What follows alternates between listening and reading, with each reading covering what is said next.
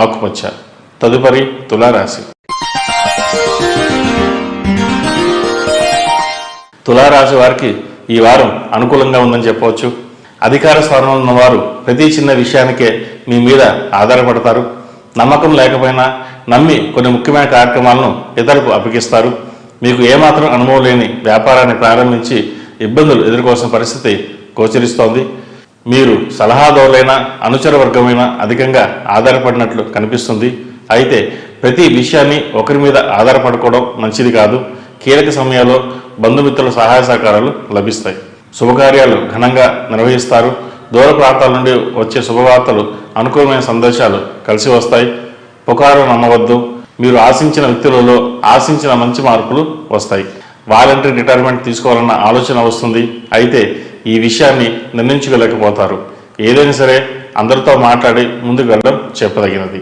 Award వచ్చినప్పుడు పొంగిపోవడం, రానప్పుడు కుంగిపోవడం కాకుండా ధైర్యంగా కష్టసుఖాలను ఎదుర్కోండి. సంతానం వల్ల మీ కుటుంబ పరిమితి పెరుగుతుంది. కొన్ని విషయాలు గోప్యంగా ఉంచడం వల్ల మేలు జరుగుతుంది. సంతానం లేని వారికి సంతాన ప్రాప్తి కలుగుతుంది. ఒక ముఖ్యమైన వ్యవహారంలో మధ్యవర్తి పరిష్కారం వల్ల లాభం నష్టం లేకుండా బయటపడగలుగుతారు. ఒక చోట నష్టపోయినా దైవానుగ్రహం వల్ల మరో చోట లాభపడతారు.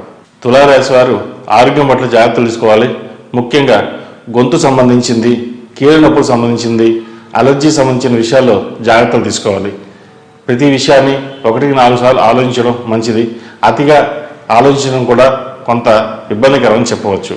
విదేశాల్లో ఉన్నవారికి ఉద్యోగం బాగుంటుంది. వీసా, H1B వచ్చే అవకాశాలు గోచరిస్తున్నాయి. ఏ విషయమైనా సరే అందరితో చర్చించి ముందుకు వెళ్ళడం చెప్పదగినది. ఈ రాశిలో జన్మించిన వారికి కలిసి వచ్చే సంఖ్య 6, కలిసి వచ్చే దిక్కు పడమర, కలిసి వచ్చే రంగు తెలుపు. ఈ రాశి వారు ప్రతిరోజు ప్రతినిత్యం అమ్మవారికి ఆరావళి కుంకుమతో పూజించడం చెప్పదగినది. సౌర కంకణం ధరించండి. ఆరోగ్యం కుదిరిపోతుంది. తదుపరి వృశ్చిక రాశి.